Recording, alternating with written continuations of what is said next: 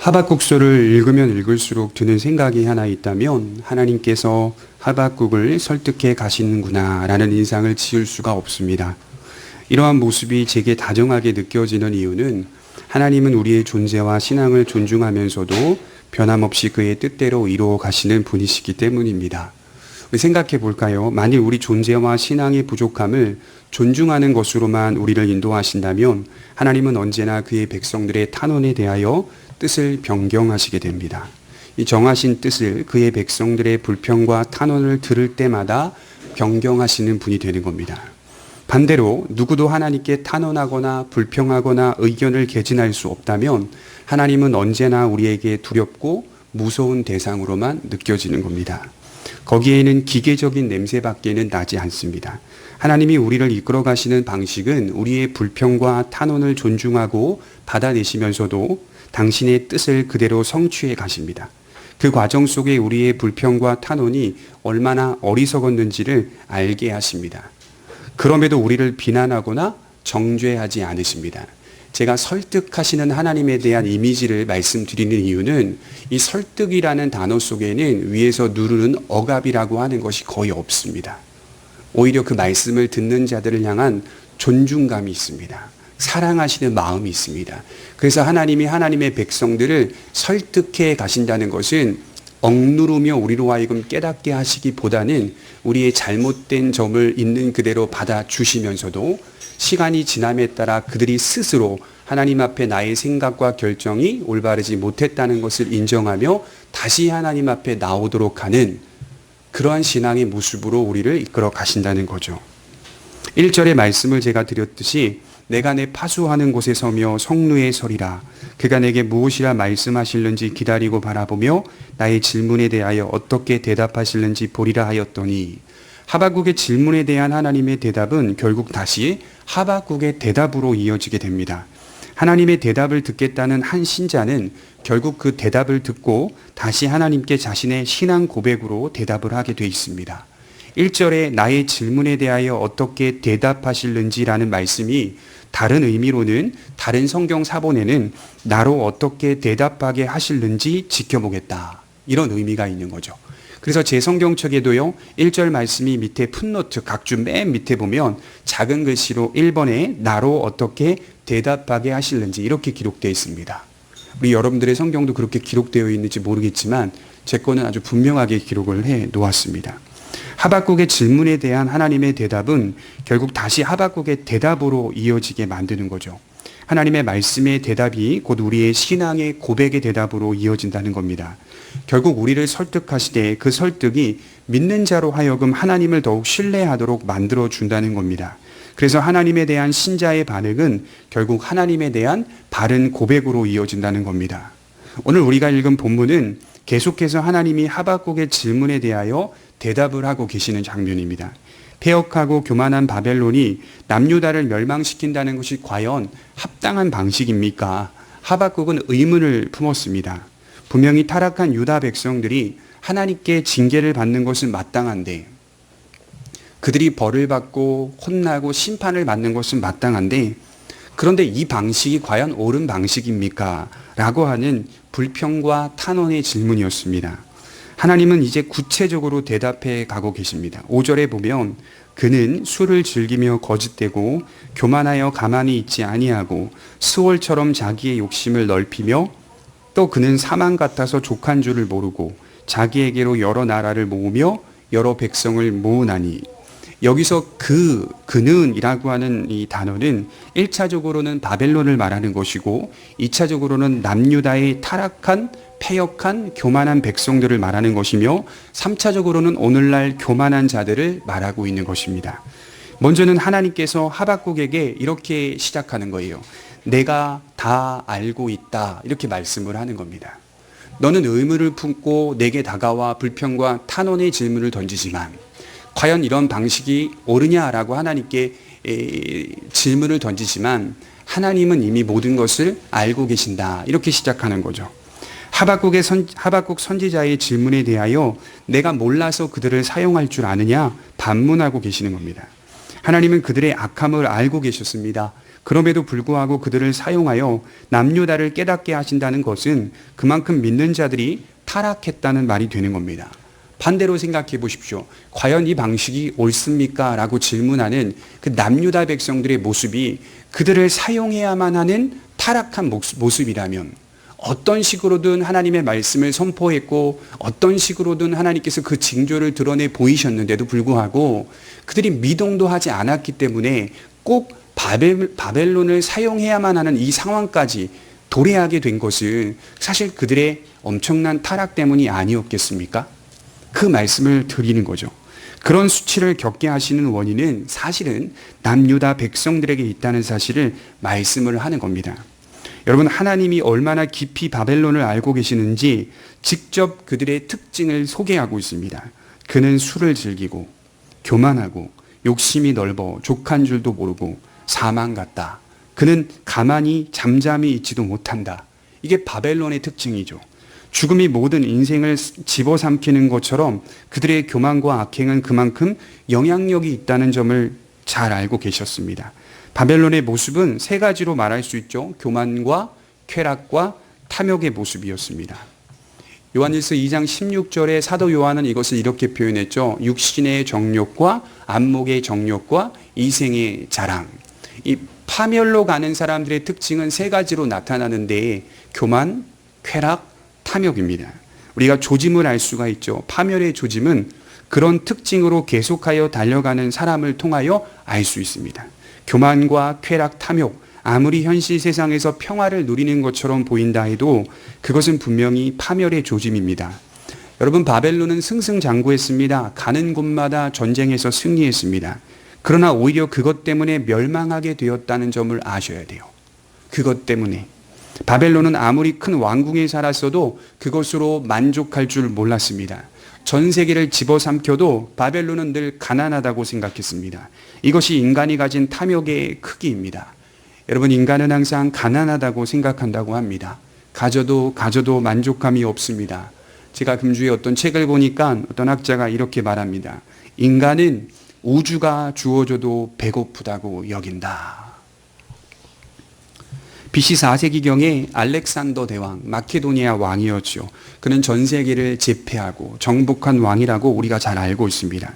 마케도니아에서 시작하여 그는 그리스, 중앙아시아, 인도 북서부까지 정복했던 대단한 왕이었습니다. 더 나아가 AD 13세기경에 징기스칸이라고 하는 왕이 등장하죠. 몽골에서 시작된 그의 침략 전쟁이 중국과 중앙아시아, 중동, 러시아, 동유럽, 터키까지 이 모든 지역을 제패하게 됩니다. 사실은 이 알렉산더 대왕보다 징기스칸이 점령한 땅이 훨씬 더 넓었다고 해요. 그럼에도 이 두 왕의 공통점이 하나 있다면 나는 아직도 가난하다. 나는 아직도 배고프다. 이렇게 생각을 했다는 거 아닙니까? 바벨론도 마찬가지였어요. 노력을 하고 침략을 하면 할수록 자기는 가난하다고 생각했다는 거. 아이러니하지 않습니까? 계속 승리를 함에도 불구하고 자기는 가난하다고 생각했다는 거. 또 하나 무엇입니까? 바벨론의 생각에 이렇게 하여야만 우리가 우리를 지킬 수 있다. 우리가 이렇게 하여야만 우리가 보호를 받을 수 있다라고 생각했던 착각. 그 방식으로 인해 오히려 다른 민족들이 들고 일어나 나중에는 바벨론이 침략을 당하게 되었습니다. 어느 나라죠? 바사, 페르시아라고 하는 왕에게 침략을 받게 된 거죠. 영원히 지속될 거라고 여겼겠지만 바벨론은 오래가지 못했습니다. 그래서 6절에 그 무리가 다 속담으로 그를 평론하며 조롱하는 시로 그를 풍자하지 않겠느냐. 그들이 멸망할 때의 속담이 나오는 거죠. 바벨론이 멸망하는 것을 보면서 비판하며 속담합니다. 조롱합니다. 훗날 그들은 풍자될 것이다. 오히려 조롱받는 위치와 비난받는 위치에 서게 될 것이다. 변하지 않는 하나님의 법칙 중 하나가 바로 인과응보의 법칙입니다. 그들은 동일한 모습으로 노력을 당할 것입니다. 재앙을 피하려고 노력했지만 오히려 그것이 화가 되었습니다. 그래서 오늘 말씀에 3번이나 화 있을진저라는 말이 나오는 거예요. 처음 하박국 선지자가 하나님께 질문한 것이 무엇이었습니까? 불평이 뭐죠? 이 세상 가운데 악인들이 득세하며 악인들이 의인들을 에워싸는 이 고통스러운 현실에 대하여 하나님 아십니까? 하나님 진짜 알고 계세요? 세상 돌아가는 현실을 진짜 알고 계세요? 라고 하는 질문이에요. 남유다의 타락을 아십니까? 바벨론이 우리를 침략해 온다는 게 하나님 정말 제대로 알고 계십니까? 바벨론의 교만을 아십니까? 그들을 사용하신다는 게 말이 됩니까? 모든 감정을 쏟아내며 의문을 가진 내용이었습니다. 그러나 오늘 말씀 속에서 알 수 있듯이 하나님의 시선에서 벗어나는 것은 아무것도 없었다 하는 겁니다. 하나님은 이스라엘의 타락과 부패를 보셨고 바벨론의 교만과 패역도 보셨습니다. 하나님이 모든 것을 지켜보고 계셨습니다. 여러분, 우리가 첫째로 생각해 볼 수 있는 아주 중요한 대목은 뭐냐면요, 하나님의 전지성을 믿으셔야 됩니다. 성경이 일관되게 말하는 것 중 하나가 바로 하나님의 전지성입니다. 예수님께서 우리의 머리카락까지도 다 세신 바 되었다고 가르치셨고, 시편 기자는 하나님이 우리의 앉고 일어섬도 하시고 생각도 하시고 우리의 모든 행위를 다 알고 계신다고 말했고, 예레미야 선지자는 우리의 심장과 폐부까지도 다 알고 계신다고 했습니다. 나아가 우리의 생각과 마음의 동기까지도 다 알고 계신다고 하였습니다. 하나님이 모르시는 것은 없습니다. 하나님은 다 알고 계십니다. 모든 것을 안다는 말의 의미가 신자에게는 두 가지로 다가오게 되는데, 하나는 두려움으로 다가와야 합니다. 교만과 쾌락, 탐욕으로 치닫는 자들에게는 하나님의 알고 계심은 두려움으로 다가올 것입니다. 나의 허물과 나의 죄악됨을 다 알고 계시는 하나님이 두렵게 느껴지는 겁니다. 믿는 사람들도 이러한 신앙 경험들을 합니다. 은밀하게 죄를 짓고 은근한 압박을 받습니다. 우리 안에 압박이 있습니다. 괴로운 마음이 듭니다. 그 마음을 떨치고 싶어도 죄를 짓고 나면 자연스럽게 압박이 옵니다. 두려운 마음이 듭니다. 때로는 하나님이 다 아신다는 사실이 불편하고 거북하게 느껴지기도 합니다. 그러나 이 사실이 마냥 거북하지 않는 이유는 우리는 회개하기 때문이죠. 마냥 거북하지 않죠. 우리는 회개하기 때문이죠. 우리는 하나님의 아심 때문에 때로는 멈추기도 하고 때로는 진행하기도 합니다. 이것이 믿는 자들이 가진 힘이요 세상을 살아가는 지혜입니다. 그러나 바벨론에게는 하나님이 모든 것을 아신다는 것이, 그 사실이 오히려 하나님께 대하여 더 저항하게 만들고 더 악해지게 만듭니다. 본성적인 두려움을 잠재우기 위해서 뭘 해야 됩니까? 더 악을 저질러야죠. 내 안에 본성적 두려움이 있거든요. 양심의 법이 하나님이 부여해 주신 본성적 빛이 우리 안에 있기 때문에 누구도 하나님의 말씀을 배우지 않아도 스스로 어떤 죄악을 범했을 때의 두려움을 갖게 된다는 거죠. 그 두려움을 떨치기 위해서 믿는 자들은 회개한다면, 아주 세상에 완고하고 교만한 자들은 더 그 길로 가야만 하는 겁니다. 더 거세게 저항해야만 합니다. 더 악해져야 합니다. 그래야 내 악이 감추어진다고 생각하기 때문인 것이죠. 바벨론은 그것을 선택했습니다. 우리가 하나님이 아신다는 것은 또 하나 생각해 볼 수 있는 것은 이 사실이 믿음의 사람들에게 위로와 격려와 기쁨으로 다가온다는 것이죠. 하나님의 전지성이 우리에게는 위로가 됩니다. 왜 그러죠? 나의 아픔과 수고와 고통과 한숨과 눈물을 다 하시는 하나님. 그 하나님이 하박국의 하나님이요 나의 하나님이라는 사실에 위로가 됩니다. 신자가 느껴지는 신앙의 경험들은 죄에 대한 두려움도 있지만, 죄를 짓고 나서 오는 압박감도 있지만, 사실은 나의 아픔과 수고를 아신다는 것이 더 크게 다가옵니다. 신앙생활 제대로 해보면 죄에 대한 두려움이 없지 않아요. 죄를 지었을 때 은근한 압박을 받는 게 맞아요. 그럼에도 불구하고 그것이 크게 느껴지지 않는 이유는 하나님이 나를 사랑하신다는 것이 믿어지기 때문입니다. 신자가 느껴지는 신앙의 경험들 속에는 나의 아픔과 수고를 아신다는 것이 얼마나 감사한지 모릅니다. 하나님이 우리를 아신다는 것이 우리의 어려움과 아픔을 알고 계신다는 것으로 나아가게 만들어주는 거죠. 하나님이 내 죄만 알아 이렇게 멈춰 있으면 그는 신앙생활 제대로 하지 못하는 것이고요. 죄뿐만이 아니라 하나님이 나의 어려움과 내 눈물과 내 슬픔과 내 아픔을 알아, 거기로 이어진다면 그가 지금 하나님을 만나고 있는 거예요. 죄책감으로 사로잡히는 게 아니라 하나님의 용서와 하나님의 약속을 마음에 새기고 오히려 하나님의 긍휼과 은혜를 구하는 모습으로 나아가게 만듭니다. 모든 믿음의 사람들이 보여주었던 하나님의 모습은 공의로운 분이시긴 하지만 사랑의 분이라는 사실을 더 크게 나타내 주었습니다. 우리가 둘째로 생각해 볼 수 있는 것은 하나님의 전능성을 이해해 볼 필요가 있습니다. 7절과 8절에 보면 너를 억누를 자들이 갑자기 일어나지 않겠느냐, 너를 괴롭힐 자들이 깨어나지 않겠느냐, 내가 그들에게 노략을 당하지 않겠느냐, 내가 여러 나라를 노략하였으므로 그 모든 민족의 남은 자가 너를 노략하리니 이는 내가 사람의 피를 흘렸으며 또 땅과 성읍과 그 안의 모든 주민에게 강포를 행하였음이니라. 하나님이 모든 것을 아시는 것으로만 이해해서는 안 된다는 거죠. 거기서 머물러 계시는 분은 아닙니다. 모든 것을 아신다는 것은 모든 것을 주관하고 계신다는 말로 이어져야 합니다. 역사의 주관자가 바로 하나님이십니다. 이런 의문이 들 수 있어요. 세계 최강국 바벨론이 과연 멸망을 당하겠는가? 그렇게 강력한 나라가 과연 멸망을 당할 수 있겠는가? 이런 질문을 할 수가 있겠죠. 여러분, 지금으로 제가 실례로 표현해 보자면 천조국, 미국, 강력한 대국이 멸망할 수 있겠는가? 이런 질문을 던질 수 있는 것이죠. 그러나 역사를 보면 그들은 그들이 취했던 같은 방식으로 멸망을 당할 수도 있다는 거죠. 이것은 하나님이 미리 하박국 선지자에게 보이신 말씀이었습니다. 내가 그렇게 하겠노라, 이렇게 하나님이 작정하시면 그 일들은 이루어지는 거죠. 하나님의 통치가 세상 통치 위에 존재하고 있다는 사실을 말하는 겁니다. 하나님이 모든 것을 아신다는 것은 자연스럽게 하나님이 모든 것을 통치하신다는 것으로 이어져야 합니다. 그래서 13절에 이렇게 정리하고 있죠. 민족들이 불탈 것으로 수고하는 것과 나라들이 헛된 일로 피곤하게 되는 것이, 우리 같이 한번 읽어보겠습니다. 시작. 만군의 여호와께로 말미암음이 아니냐.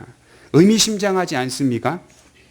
민족들이 불타는 것, 이 모든 민족들이 전쟁을 행하며 서로를 정복하는 그 일을 말하는 거죠.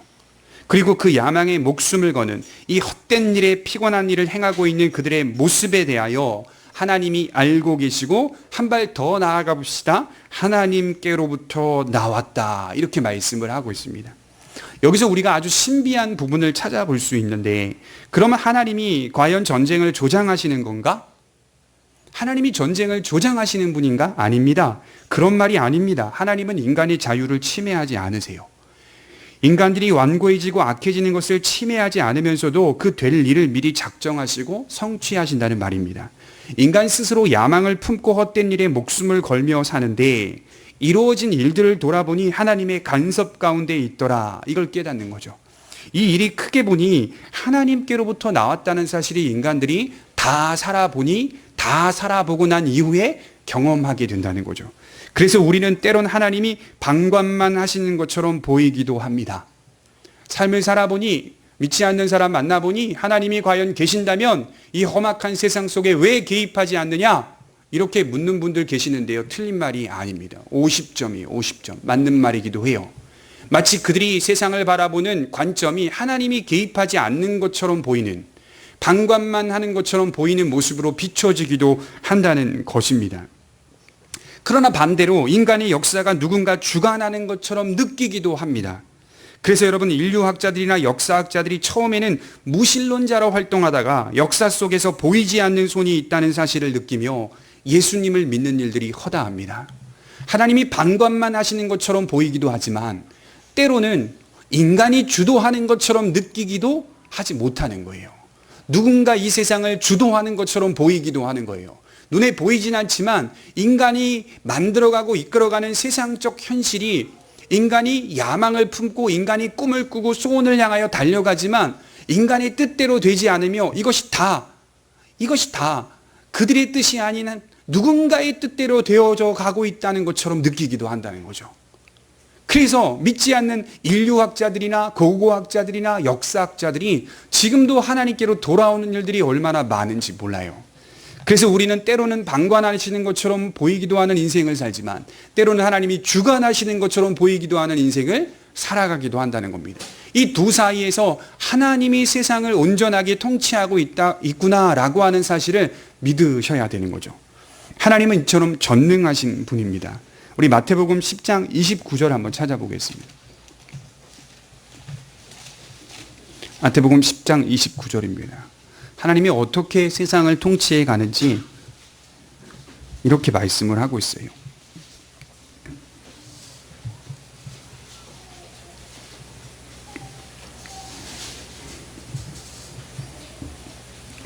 마태복음 10장 29절 같이 한번 읽어보도록 하겠습니다. 시작.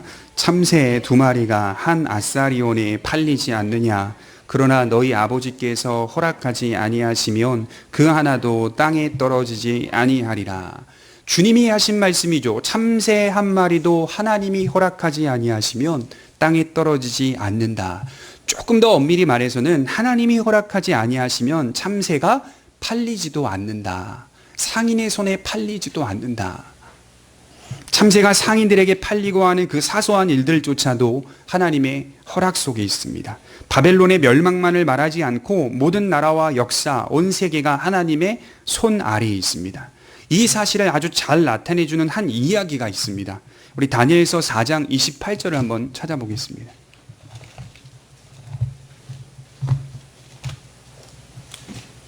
다니엘서 4장 28절입니다.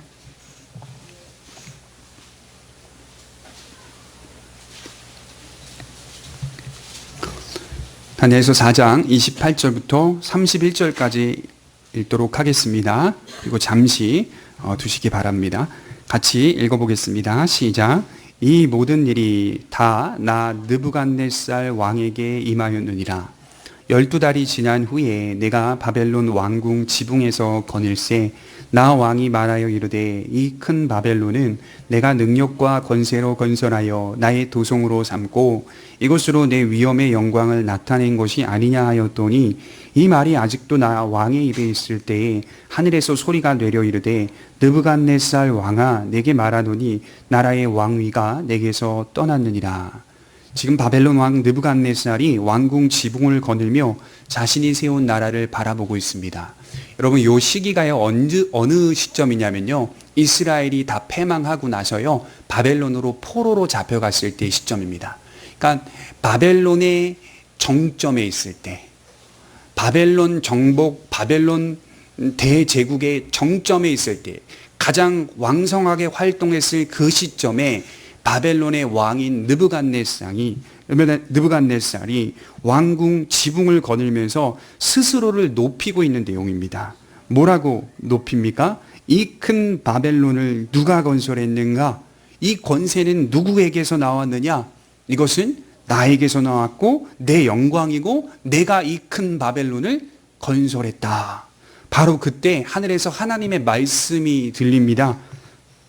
느부갓네살 왕아 내게 말하노니 나라의 왕위가 내게서 떠났느니라. 정말 하나님의 말씀처럼 조금 내려와 보면 그 밑에 33절에 그 말씀이 그대로 성취됩니다. 33절에 바로 그때의 이 일이 나 느부갓네살에게 응함으로 내가 사람에게 쫓겨나서 소처럼 풀을 먹고 몸이 하늘을 이슬에 젖고 머리털이 독수리 털과 같이 자랐고 손톱은 새 발톱과 같이 되었더라. 그 기한이 참에 나 느부갓네살이 하늘을 우러러 보았더니 내 총명이 다시 내게로 돌아온지라. 이에 내가 지극히 높으신 이에게 감사하며 영생하시는 이를 찬양하고 경배하였나니 그 권세는 영원한 권세요 그 나라는 대대에 이르리로다. 자, 하나님께서 말씀하신 대로 느부갓네살 왕은 왕궁에서 쫓겨나 짐승 같은 삶을 살아갑니다. 몇 년 동안 산과 들에서 방황하던 그가 마침내 하나님이 온 세상의 주관자이심을 고백하는 자리에 서게 됩니다. 바벨론 왕이 하나님을 인정하고 높이고 있는 것이죠. 대단한 거 아닙니까? 우상 숭배하는 자들 또는 자기를 왕이라고 여기는 그 사람들이 나중에 그 느부갓네살 왕이 어떻게 고백하냐면 내 권세가 최고의 권세가 아니라 영원한 권세가 내 권세 위에 있다라고 하는 고백을 하고 있는 거죠. 비로소 그 고백을 할 때에 다시 자신에게 왕위가 돌아오게 되었습니다. 세상 모든 권세는 하나님으로부터 주어지는 것임을 느부갓네살이 고백하고 있습니다. 하나님이 높이기도 하시고 낮추기도 하시며 인간의 생사화복을 주관하시는 분이 하나님이시라는 사실을 우리는 배워갑니다. 여러분 우리가 잘 아는 배우 중에서 김혜자 씨가 있습니다. 그분은 젊은 시절에 각종 드라마와 방송에서 돋보이는 인생을 살았다고 해요. 늘상 주인공, 주연을 도맡아 했습니다. 그러나 어느 날 세월이 흘러 자신이 돋보이는 자리에서 돋보이지 않는 아주 작은 배역의 자리를 맡고 있는 것을 보게 되었던 것이죠. 엄청나게 당황했다고 해요. 늘상 주연을 맡았던 사람이 이젠 작은 조연으로 인생을 살고 있으니 당황스럽고 당혹스러움을 감추지 못했습니다. 바로 그런 상황 속에서 하나님을 만나고 하나님의 은혜 안의 역사를 가만히 살펴보았다고 합니다. 이미 나이는 훌쩍 지나 버렸어요. 그때 비로소 깨달았어요. 하나님의 역사 속에서 자신에게 맡겨진 배역이 있었다는 사실을 알게 되었다는 겁니다. 그리하여 지금도 28년 동안 월드비전에서 사역을 하고 있는 겁니다. TV 키면 나오죠. 아프리카 사람들을 도와주고 기독교 단체인데요. 그 일들을 28년 동안 하고 있는 거죠. 하나님께서 맡겨주신 배역이 있다. 우리가 마지막 세 번째로 생각해 볼 수 있는 것은 하나님의 영광은 빼앗기지 않는다는 겁니다. 우리 마지막 14절을 한번 보겠습니다. 같이 한번 읽어보겠습니다. 시작. 이는 물이 바다를 덮음같이 여호와의 영광을 인정하는 것이 세상에 가득함이니라. 이 영광이라는 단어가 히브리어로 카보드라고 하는 단어, 영어로는 오브 더 글로리, 또 헬라어로는 독사라고 하는 단어인데요. 이 뜻이 상당히 풍부합니다. 하나님의 탁월함, 하나님의 장엄함, 하나님의 위엄, 하나님의 완정성, 하나님의 존귀한 품위, 이렇게 의미를 말할 수 있죠. 그 모든 것이 손상되지 않는다, 그 말을 하는 겁니다. 조금도 빼앗기지 않는다. 하박국 선지자의 의문 중 하나가 무엇인지 아십니까? 하나님의 백성인 유다 민족이 바벨론에 의해서 멸망을 당하면 과연 다른 민족들이 볼 때 하나님의 영광이 가려지는 일이 아닌가. 적어도 언약 백성들이라고 한다면 이들이 언약 백성이 아닌 이방신을 숭배하는 저 세상 사람들에게 멸망을 당한다면 하나님의 품위와 존귀와 고귀함이 손상받고 있지 않을까라고 하는 걱정이 앞선 거예요. 선지자들의 특징 중 하나가 뭔지 아십니까? 민족들을 걱정하는 것보다 하나님의 영광을 걱정하는 것이 훨씬 큰 사람들입니다. 영혼을 걱정하는 것보다 하나님의 영광이 손상받을까 봐 걱정하는 것이 훨씬 더 큰 사람들이 선지자들입니다. 그래서 이 일이 과연 하나님의 영광이 드러날 수 있는 일인가? 바로 이 의문이 가득했던 것 같아요. 그때 오늘 말씀처럼 하나님이 이렇게 대답하는 거죠. 그 방식으로 인해서 하나님의 영광이 찬양을 받을 것이다. 너는 지금 의문을 품고 있지만 나는 그렇게 생각하지 않아. 이렇게 말하는 거죠. 그 방식으로 하나님의 영광이 더 풍부하게 드러날 것이다. 설교를 준비하면서 문득 떠오르는 생각이 누가복음 2장 14절에 보면 예수님께서 구유에서 태어난 사건이 기록되어 있습니다. 천사들이 밤중에 목자에게 나타나서 말을 하죠. 너희는 별을 따라가서 저 다윗의 동네에 구주가 태어났다는 것을 보라. 하나님의 영광을 보라. 지극히 높으신 자의 영광, 하늘에는 영광이요 땅에는 평화로다. 이 말을 전달해 줘요. 목자가 찾아서 다윗의 동네에 구유에 누워져 있는 한 아기를 보게 됩니다. 의문이 들지 않습니까? 그게 어떻게 영광입니까? 아주 조금이라도 우리가 조금 더 타협해 보면 적어도 어떤 집이나 방에서 태어나야 맞지 않습니까? 비천하더라도 가난한 집에서 태어난다거나 이게 훨씬 더 아름답지 않습니까? 조금이라도 영광이 1%라도 있지 않습니까? 누구도 축하받지 못하는 장소에 태어나고 있는 거, 도망다니며 피신하면서 구유에 태어나고 있는 한 아기의 모습을 보며 천사가 그것이 하나님의 영광이라고 말을 했다니까요. 목자들이 그 모습을 볼 때 이게 과연 영광이라고 말할 수 있겠습니까? 의문이 드는 거죠. 그러나 누가복음 2장 20절에 보면 목자들이 하나님의 영광을 찬송하고 돌아가니라 이렇게 말을 하고 있어요. 의문이 드는 방식임에도 불구하고 그것이 하나님의 영광이라는 사실을 분명히 믿었습니다. 이 말은 목자들이 볼 때 비록 눈에 볼 때에는 비천하고 눈에 볼 때에는 축하받지 못하는 탄생 속에 있는 예수님이라 하더라도 그는 그의 인생 속에서 단 한 번도 영광을 상실되지 않은 채 더 존귀하고 풍부한 모습으로 그려내실 것이다. 이것이 목자들이 보았던 믿음이요 천사들이 전했던 메시지입니다. 사단은 이겼다고 했죠. 예수님이 십자가에 죽을 때 사단은 이겼다고 했어요. 그렇게 믿었어요. 그러나 주님이 3일 만에 다시 부활했을 때 그 영광의 깊이와 넓이와 크기는 사단조차도 가늠할 수 없는 방식으로 나타났다는 거 아닙니까?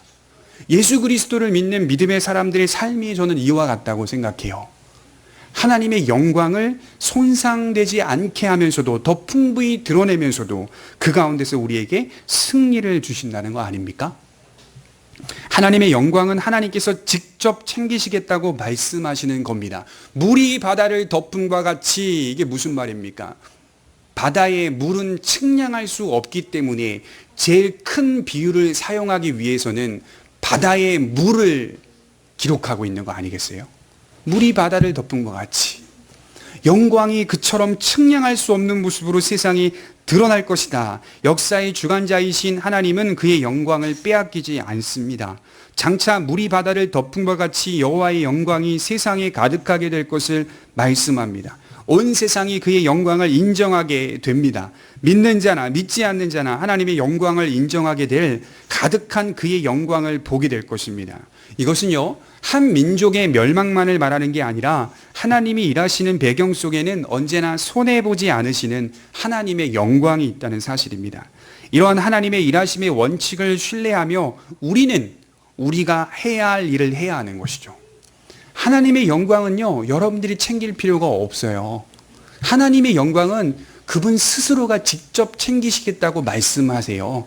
챙기시지 않아도 돼요. 걱정하지 않으셔도 돼요. 우리가 해야 할 일은 무엇입니까? 하나님의 영광을 위해 대단한 일을 계획하고 준비하는 것입니까? 아닙니다. 그 일은 하나님이 하십니다. 우리가 해야 할 일은 복음에 합당한 생활을 하며 사는 겁니다. 궁극적으로 악인을 심판하시고 처단하시며 세상 나라를 바로 세우실 분은 하나님이십니다. 우리는 복음에 합당한 생활을 하면 되는 겁니다. 그래서 바울은 디모데에게 디모데전서 1장 11절에 영광의 복음을 쫓으라. 우리가 해야 할 것은 영광의 복음을 쫓으면 되는 겁니다. 그래서 바울은 하나님의 영광을 이렇게 표현했어요. 우리 고린도전서 10장 31절을 찾아보겠습니다. 고린도전서 10장 31절입니다.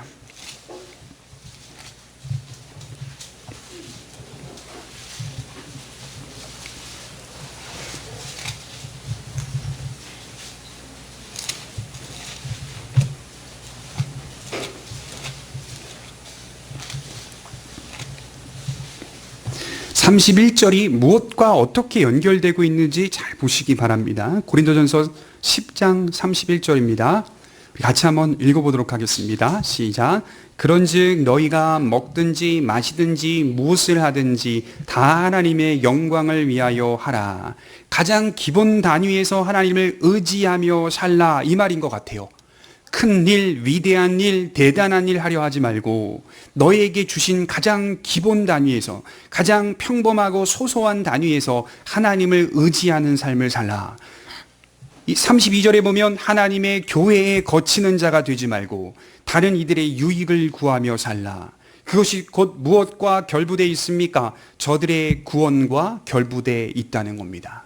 그들로 구원을 받게 하라, 이렇게 말씀으로 이어지고 있어요. 하나님의 영광이 무엇입니까? 유대인에게나 헬라인에게나 하나님의 교회에나 거치는 자 되지 말고 나와 같이 모든 일에 모든 사람을 기쁘게 하여 자신의 유익을 구하지 아니하고 많은 사람의 유익을 구하여 그들로 구원을 받게 하라. 이것이 우리가 해야 할 일 아닙니까?